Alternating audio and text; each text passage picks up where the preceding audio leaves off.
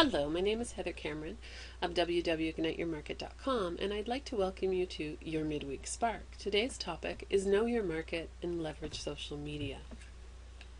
Social media is everywhere. It's coming at us through multiple channels from all different sources. New types of social media pop up every day. I'm sure as these icons come up on your screen, you, like me, maybe doesn't even know what some of these social media icons actually mean because there's so many options out there.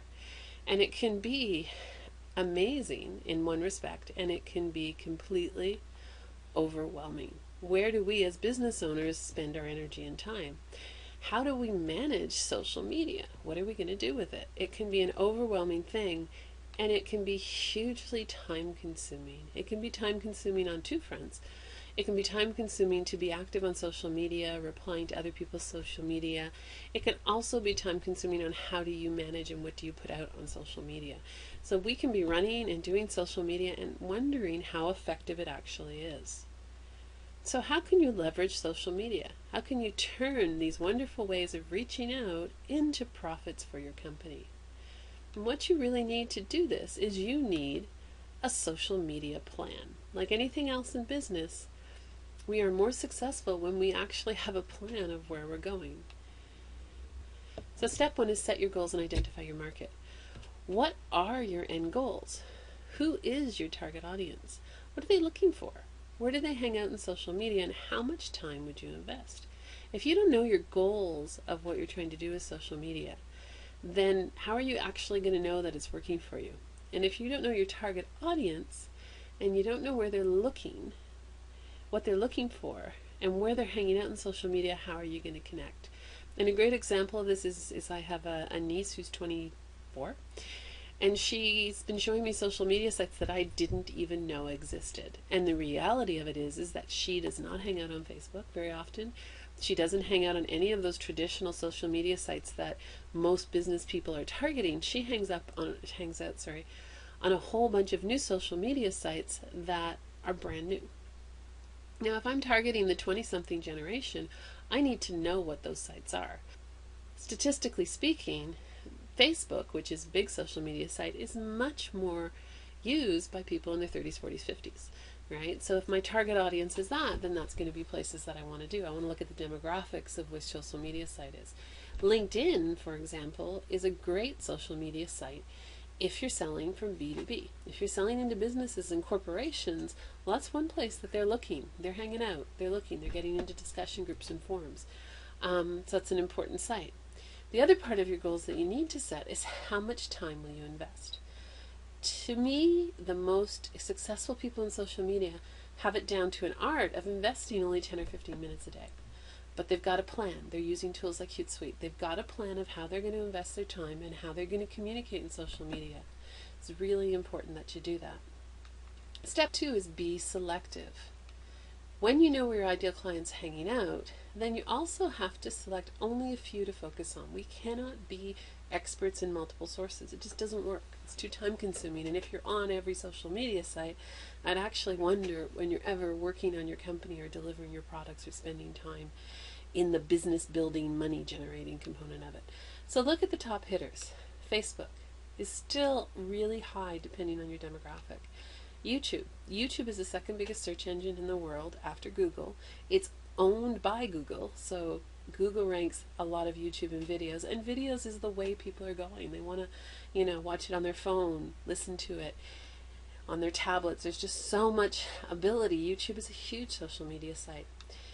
Google Plus. Google Plus is an interesting one, and people are going to go, why is it there? It's there because Google ranks Google Plus really high. So from a strategic point of view of getting your websites and your profile well known, then Google Plus is a great place to do that. And it's starting to merge more and more. LinkedIn, B2B, if you're doing that, it's a really great place to do social media. And Twitter. How are you going to use Twitter? Kind of have to tweet to some extent if you're in business, but how do you use Twitter and how do you help that grow your audience? So be selective about the ones you want to work with. There's things like Pinterest and Instagram. So for example, if I'm somebody who stages homes for a living, then something like Pinterest is a huge value to me because I can post my staging successes on there. I can link it to my other profiles, but I can post a very visual thing that's going to attract people. Now, if I'm someone who works on someone's inner confidence, it's going to be much more difficult to post a picture. That's not going to be necessarily a place that's really strong for you.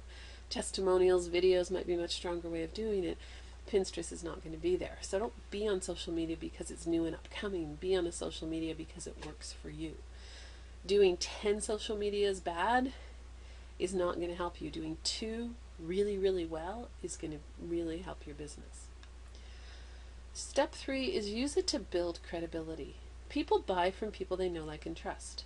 So you want to create a presence. You want to create your persona on social media, and I think you need to be strategic about what you choose to put out there. You need to engage your audience. You need to not just keep posting information, but you want to create a conversation. A really good example of that done is a gentleman named Jeff Walker, who's a real guru in the internet's online marketing space. He put out a question on his Facebook fan page asking people what did they want to know from him. Now, he has leveraged the answers to that questions for months by producing videos and answering one question at a time. He's been able to leverage just that one simple question to create a better relationship with his audience. And in the same regard, another example where he provides value because he's answering questions that have been specifically asked to by his audience. Be active.